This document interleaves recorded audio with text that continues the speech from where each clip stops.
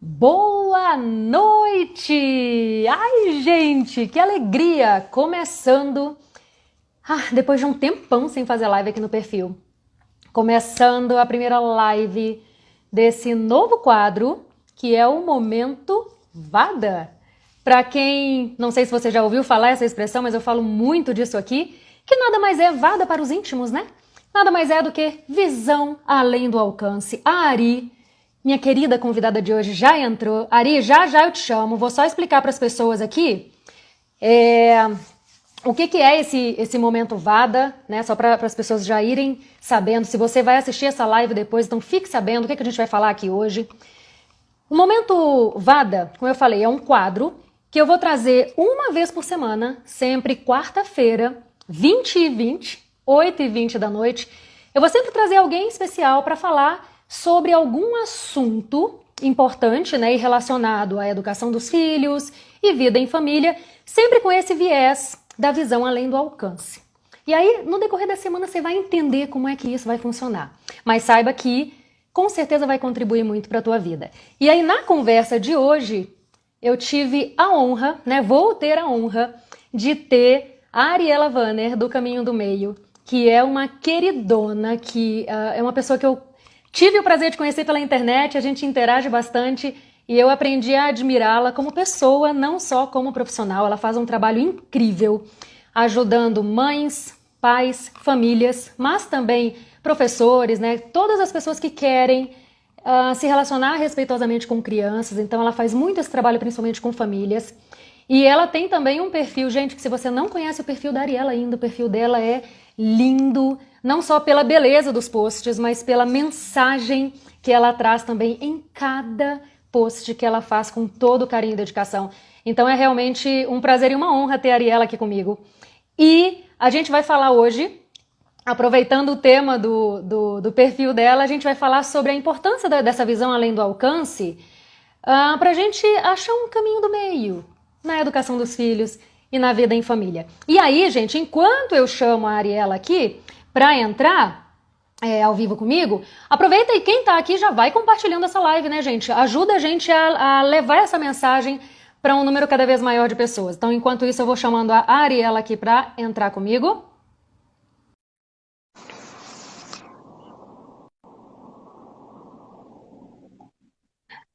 Oi, Jô! Seja muito bem-vinda! Ah, meu Deus, que alegria!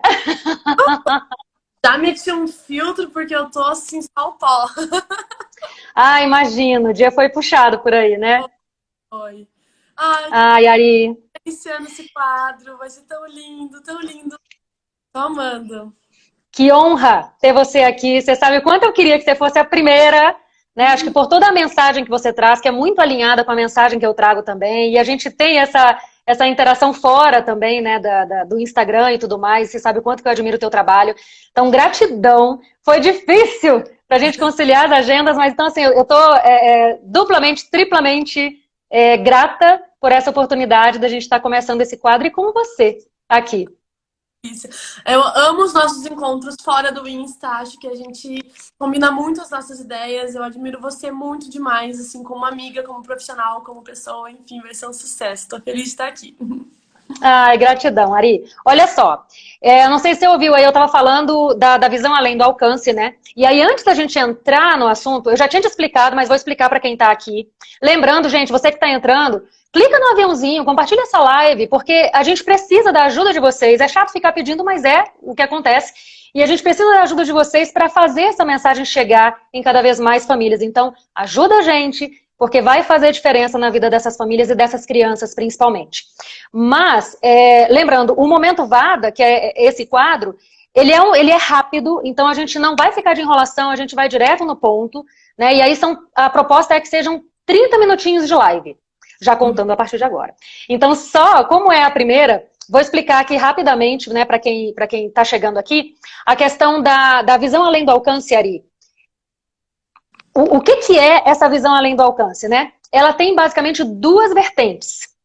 Então, é a visão além do alcance, no sentido de olhar lá na frente, né? Então, é uma visão realmente além do alcance, de eu olhar para a minha criança hoje E saber a lei da semeadura, gente. Independentemente de você acreditar em Deus ou não, né?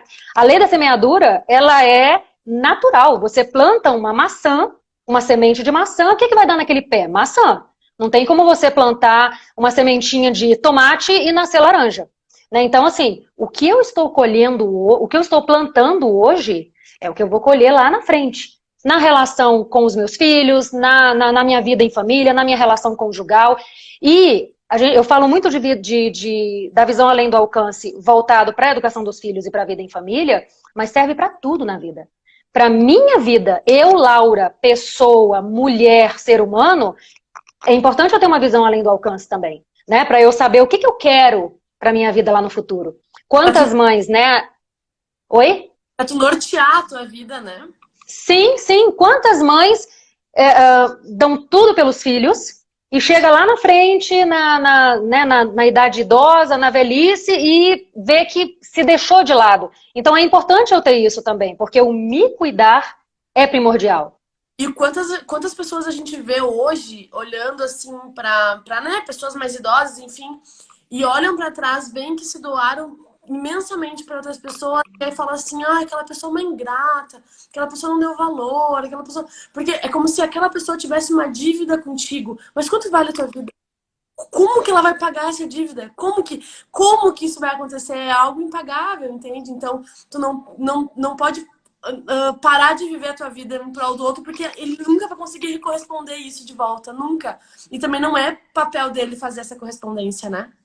Não é, não é. A gente, claro que a gente tem que fazer o melhor que a gente dá conta pelos nossos filhos, né? Claro que a maternidade em si, ela é uma doação. Mas eu tenho que fazer isso porque é o meu papel de mãe. E é porque eu sei que é o que me cabe fazer. Mas em momento algum eu posso cobrar, esperar algo em torno do meu filho. É claro que, vamos lá, claro que eu quero, espero sinceramente que meus filhos adultos, eles sejam capazes de ver, puxa, minha mãe não foi perfeita, minha mãe errou bastante, mas cara, ela fez o melhor que ela deu conta de fazer. É claro que é muito bom ter essa retribuição, mas eu não tenho como garantir que isso vai acontecer. O que me cabe, né, eu só sou responsável pelo que eu faço. Então, realmente, não tem como a gente colocar esse peso nas costas dos nossos filhos, independentemente da idade deles, né?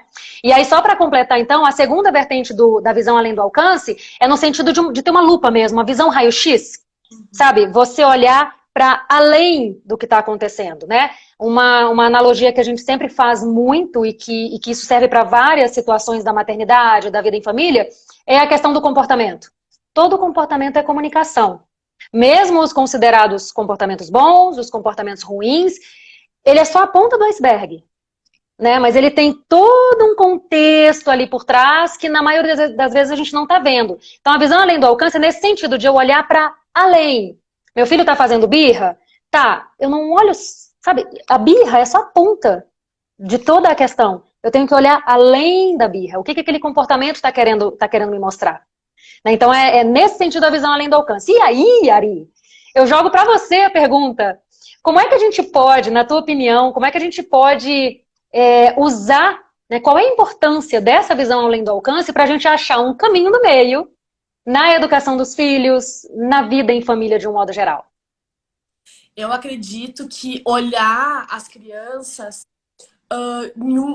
aprimorar, a coisa que eu mais incentivo as pessoas é aprimorar o nosso olhar empático e compassivo. Porque assim, ó, é muito difícil a gente ter compaixão com o erro dos filhos, com o descontrole dos filhos, com as explosões que os filhos têm, se a gente não tem compaixão com as nossas explosões, com os nossos descontroles, com os nossos erros, entende?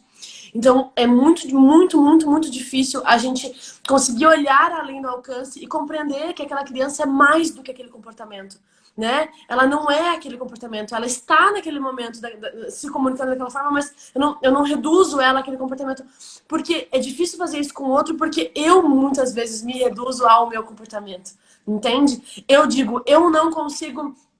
sei lá, eu leio lá um livro de educação respeitosa, eu não consigo aplicar, então eu sou incompetente. Eu não sei fazer um negócio que tá na minha cara, entende? Então, tu é impaciente contigo e isso extravasa com a criança também. Então, para encontrar o caminho do meio, respondendo a sua pergunta, é conseguir ter um olhar, aprimorar um olhar, colocar um óculos, um filtro mesmo, a hipótese mais generosa, né? Eu fiz um curso da Thaís Basílio agora há pouco, fiz uma ilustração para ela e essa frase me marcou, porque a gente tem que olhar com a hipótese mais generosa para nós mesmos e com a criança, né? Então, assim, o que pode estar acontecendo por trás? É cansaço, é fome, sei lá, exaustão, é desânimo, sei lá, um mau humor. Então, qual que é a hipótese mais generosa que eu tenho para justificar aquilo que eu estou fazendo e nortear a minha ação para um novo patamar, né? Conseguir corrigir as minhas falhas, reverter os meus erros, assumir eles e ir adiante. Quando a gente consegue ter essa visão conosco mesmo, a gente consegue ajudar a criança a criar essa visão com ela própria. Mas a gente só consegue guiar ela para um caminho que a gente já foi, entende? Uhum. Acho que aí mora o caminho do meio. Encontrar o caminho ao mesmo tempo que a gente ensina a criança a trilhar ele junto. Faz sentido? Total. E assim, um ponto muito. Você falou vários pontos importantes, mas assim, o primeiro que eu gostaria de ressaltar, muito dentro do que você falou, é justamente essa questão de que é primordial a gente compreender que a gente só consegue oferecer para os nossos filhos o que transborda em nós. Então, assim, um dos meus, eu posso dizer que um dos meus primeiros grandes, enormes aprendizados reais, assim, como mãe, foi perceber, porque desde antes de ser mãe eu já me preocupava com essa questão da educação emocional, né, de criar filhos emocionalmente saudáveis. Eu sempre tive essa preocupação de fortalecer a mentalidade, né, dos meus filhos, porque realmente eu não vou estar sempre do lado deles para protegê-los de todo o mal ou para protegê-los das situações desafiadoras. Então, eu preciso fortalecer a mente deles para que eles saibam o que é certo e mesmo quando eu não estiver do lado ou não puder proteger, eles saibam mais ou menos ali o caminho a ser percorrido. E aí eu me deparava, assim, eu queria ensinar paciência para os meus filhos. E aí eu me pegava em várias situações não sendo pacientes com eles. E o exemplo, ele realmente arrasta, né? E o exemplo que a gente dá no dia a dia, nas pequenas coisas, ele fala muito mais do que as nossas palavras. Ele ensina muito mais do que as nossas palavras. E aí, na hora do vamos ver mesmo, eu me pegava, tipo, o cúmulo, né? Você gritar para a criança parar de gritar. Uhum. Ou muita gente faz, né? E eu já fiz isso também, gente. Eu já tive, né? Eu comecei na educação tentando ser respeitosa, mas sendo desrespeitosa, mas assim, você dá um tapa na criança para ela parar de bater no irmão. Tipo, como assim?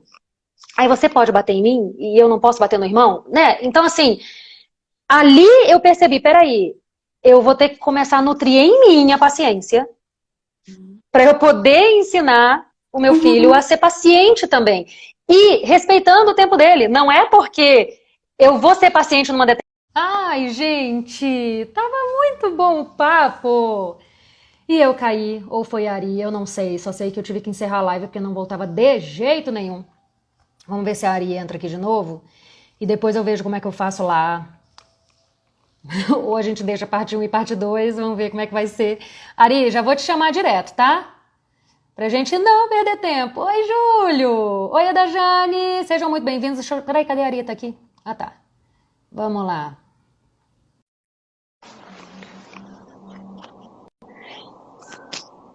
Gente, quem tá aqui encaminha, aperta no aviãozinho, encaminha essa live aí pra outras mães que você conhece. Eu não sei o que houve, Ari. Eu tava com sinal full aqui, mas não voltou de jeito nenhum. O meu sinal também tá, mas assim, eu não confio mais na minha internet. Na segunda-feira caiu também com a Fê, eu acho que sou eu. Aham, pode ser eu também, mas enfim, é que tava tão boa. Eu não lembro exatamente o que eu tava falando, mas era questão de transbordar, não era? Não, de Que a paciência. gente... Tocou que só tem como ensinar a paciência quando tu aprendesse o caminho, né? Como é que tu vai guiar ele por um caminho que tu não conhece também? Na verdade, pra ti, tu deseja que ele tenha uma habilidade que tu também não tem. Como faz? Sim. E aí, o incrível disso é que quando você cai em si verdadeiramente, né? Peraí, vamos lá. Educar pelo exemplo, né? Porque eu não quero ser mãe chefe, eu quero ser mãe líder, que eu acho que esse é o caminho. Lembra, né, do plantar? Eu gritar com meu filho e emudecer ele hoje pode até resolver por um tempo, mas ele vai crescer. né? E que relação eu estou construindo com ele. Então, esse é o lance da visão além do alcance, né? Então, é muito mais desafiador a gente se preocupar em criar filhos emocionalmente saudáveis desde já, desde cedo. É muito desafiador. Rapaz, eu tenho 4. E mesmo quem tem um só, gente, não é porque eu tenho 4, não. Eu sei que 1 dá trabalho para Dedéu, 2 dá trabalho para Dedéu, 3, sabe? Não importa o número. É muito desafiador você criar uma criança que argumenta. Você criar uma criança que tem liberdade para chorar o quanto quiser, que tem liberdade para gritar, por mais que você diga para ela, olha, grito não é respeitoso, não é um tratamento aceitável nesta casa. É muito mais desafiador você criar uma criança assim. Mas esse é o caminho. E uma coisa importante, Ari, que a visão além do alcance traz, na minha humilde opinião, é assim, o trabalho que eu evito ter com o meu filho hoje, ele vai ser, não duvide, ele vai ser duplicado, triplicado, quadruplicado lá na frente. Entende? Então, assim, não tem para onde correr. Eu posso optar por ter uma maternidade, por exemplo, no autoritarismo, que eu não levo em consideração as questões do meu filho, e aí eu não vou nem entrar aqui no mérito do que eu estou causando no meu filho, né, do que eu estou deixando de nutrir nele, que ele vai crescer uma criança que vai ter dificuldade de se valorizar, vai ser uma criança que vai ter dificuldade de se posicionar, por exemplo. Não vou nem entrar nesse mérito. Vou só entrar na dificuldade de relacionamento. Porque hoje eu posso, né? Não é o correto. Mas hoje eu posso gritar com meu filho e ele vai calar, não porque ele compreendeu porque ele tem que calar, e sim por medo de mim, por exemplo. Mas, cara, isso não é sustentável a longo prazo.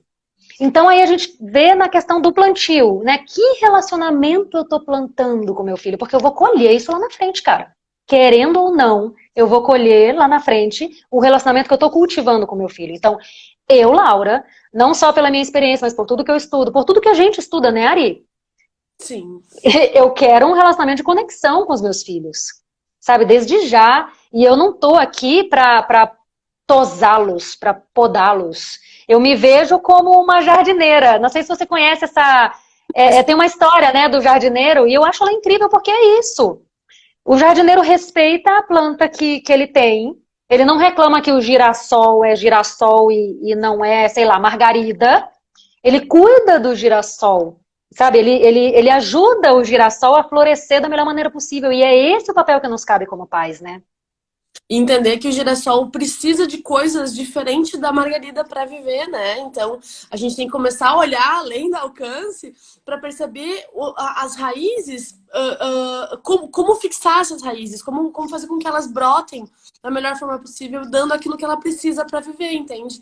E o lance é muito assim, como a criança observa a gente resolvendo problemas. Claro que com ela própria, né? A gente tem ali um conflito e tal, como a gente trata ela, óbvio que isso impacta na visão que ela vai ter do mundo. Mas e além disso? E como que a gente resolve o problema com o nosso marido? Ou com alguém do nosso chefe? Ou lá no mercado, quando tem algum erro? Como que a gente resolve os problemas? O que a gente está ensinando para essa criança sobre resolução de problemas? Então, assim, é complicado porque toda mudança que tem que começar por mim, ela é mais difícil. Não tem nenhum post, nenhuma reflexão que eu trago no Instagram que alguém não comente assim, na teoria é mais fácil. Claro que é mais difícil. Quando que não é?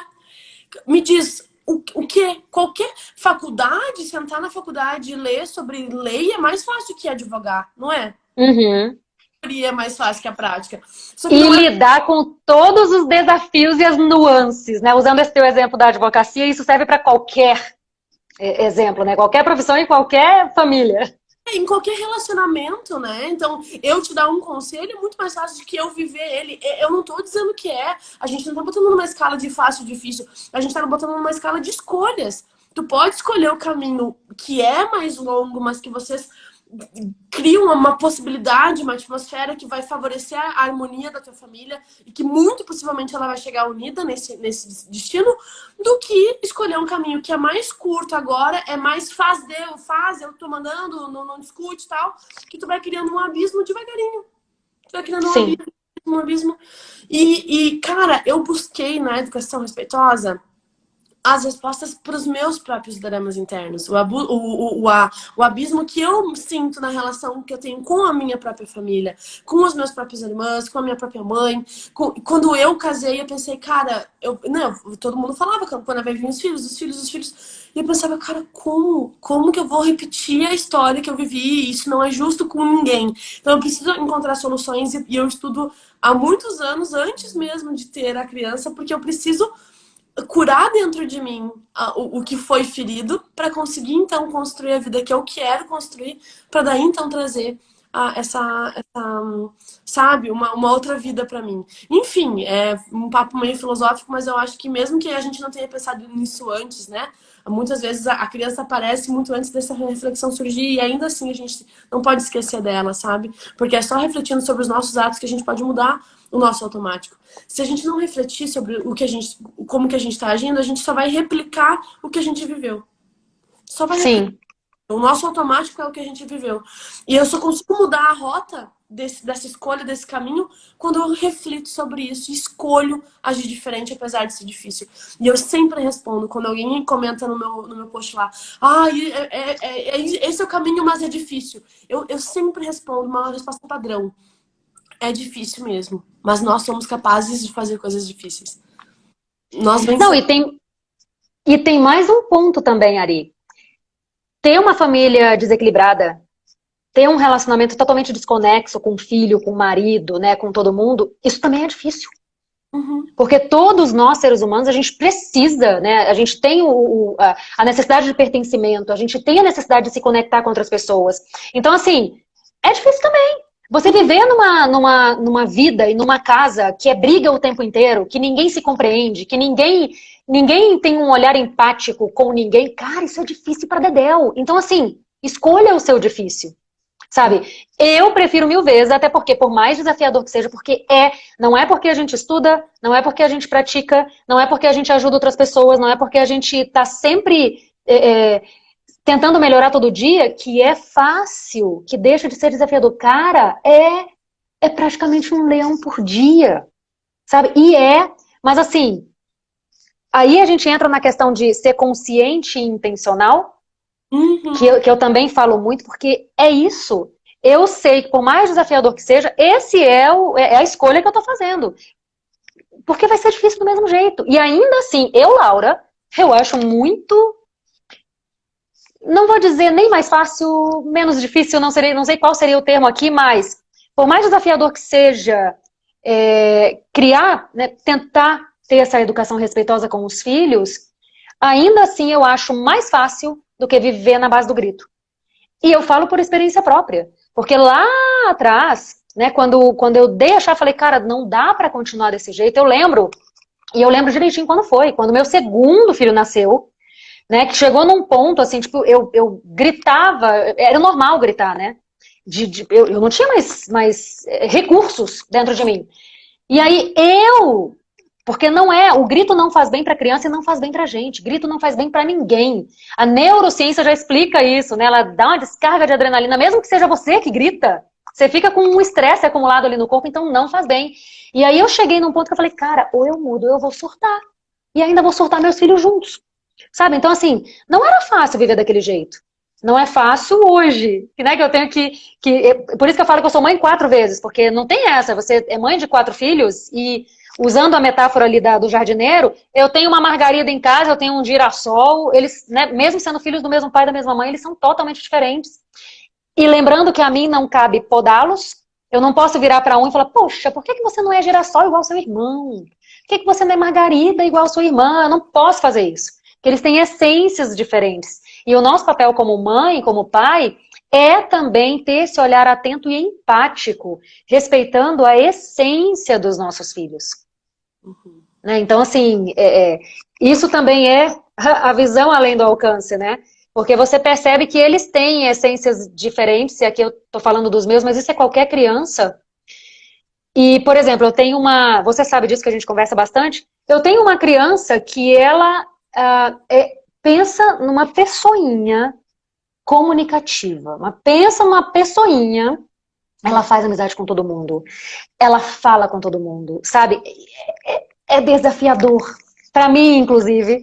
né, assim, ter que lidar, porque, tipo, a gente vai caminhando para alguma aula, ela faz amizade no metrô, ela chama a pessoa para o aniversário dela no metrô, ela diz onde ela mora.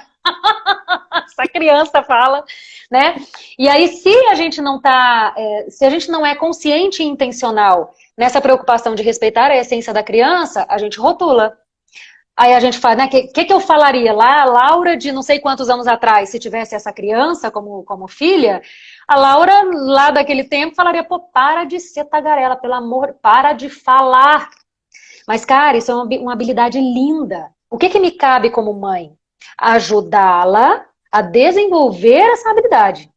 Né? Porque realmente tem certas coisas que não dá. Uma pessoa muito comunicativa, se ela não sabe administrar isso, ela vira uma pessoa até meio chata, indiscreta, né? Porque nem todo mundo tá na vibe de ficar brincando e falando o tempo inteiro. Então, essa criança, eu sei que ela vai ter que aprender a respeitar isso também no outro. Da mesma forma que a essência dela tem que ser respeitada, ela tem que aprender a respeitar também o jeito do outro. Nem todo mundo gosta de beijos e abraços e ficar falando o tempo inteiro.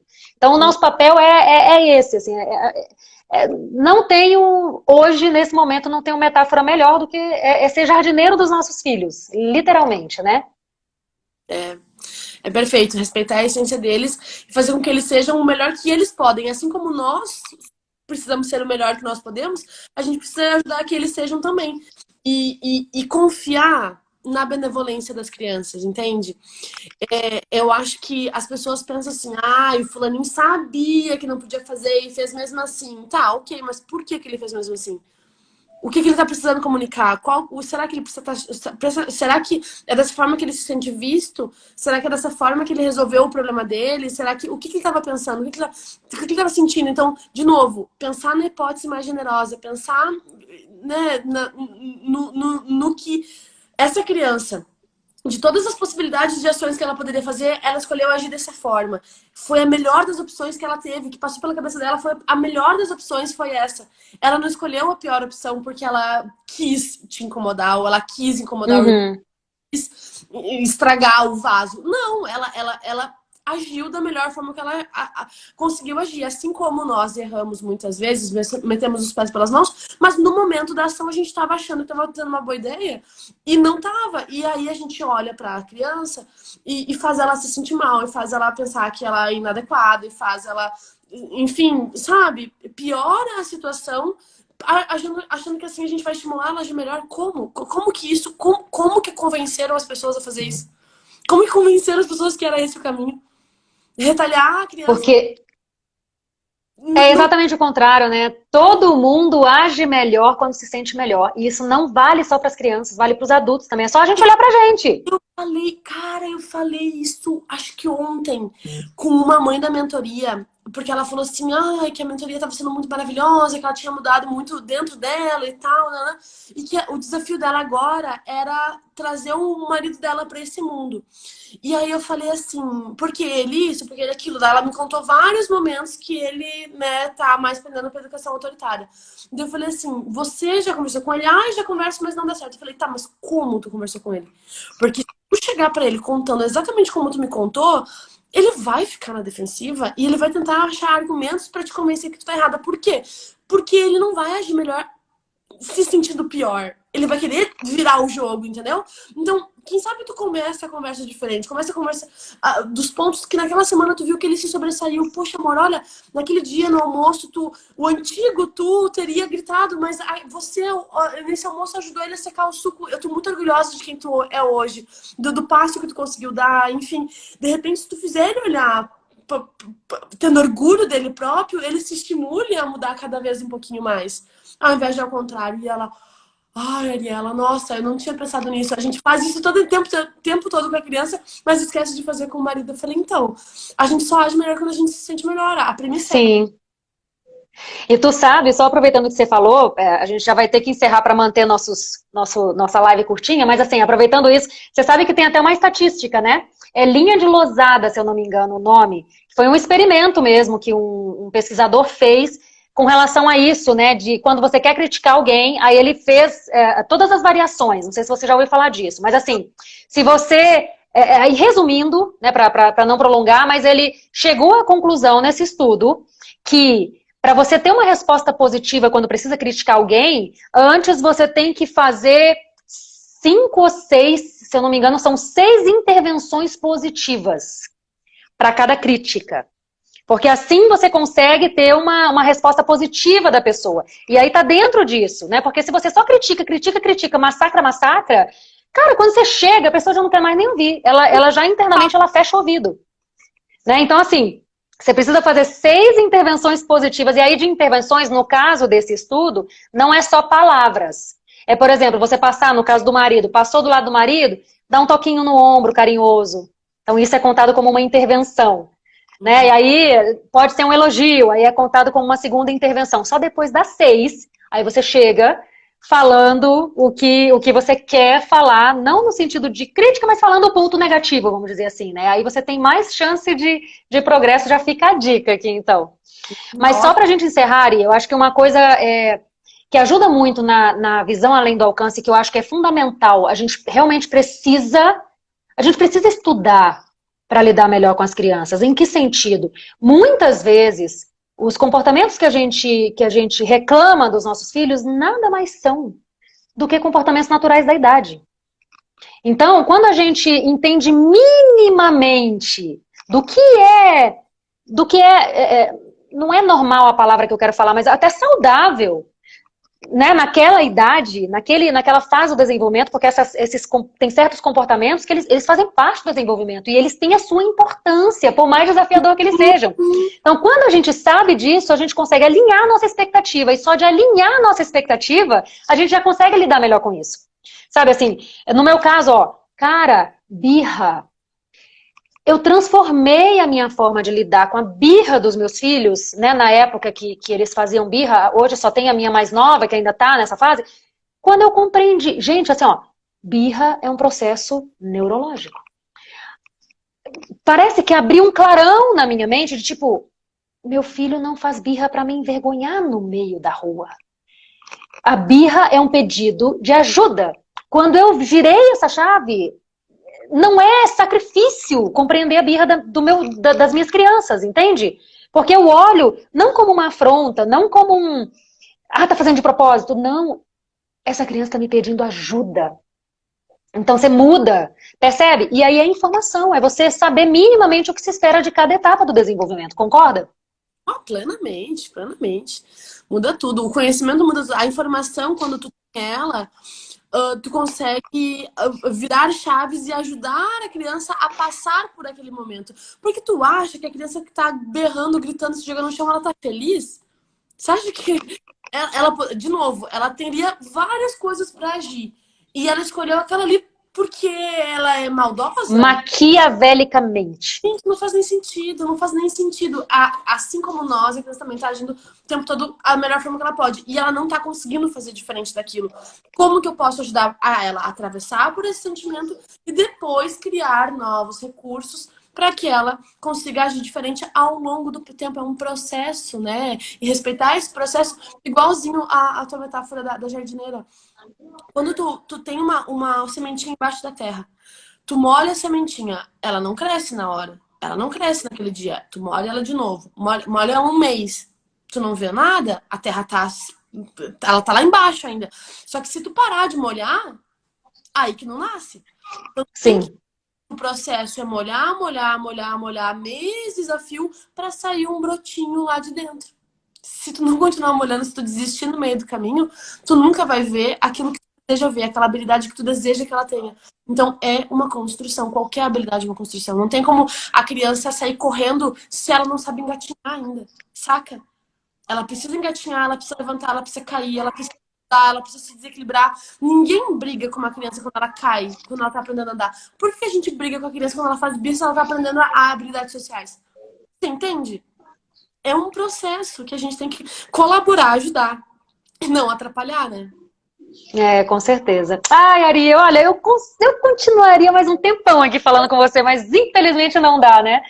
Mas olha, gratidão mais uma vez por ter você aqui. Gente, se você, por acaso, ainda não segue a Ari, vai lá conhecer o perfil dela, porque você não vai se arrepender. É muito maravilhoso o teu perfil, Ari. Você sabe o conteúdo. Dá vontade de comer seus posts, né?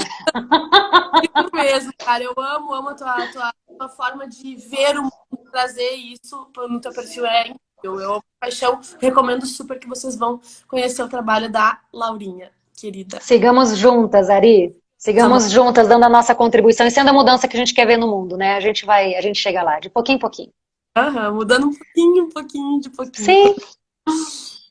Vamos lá, gratidão, tá? Um beijo, gente. Espero que vocês tenham gostado. Semana que vem tem mais um Momento Vada aqui, tá? Depois eu compartilho quem é que vai vir aqui semana que vem. Vou assistir com certeza, porque se não for ao vivo, vai ser na gravação, porque eu sei que vai ser ótimo. Ai, gratidão, Ari. Um beijo. Tchau, tchau.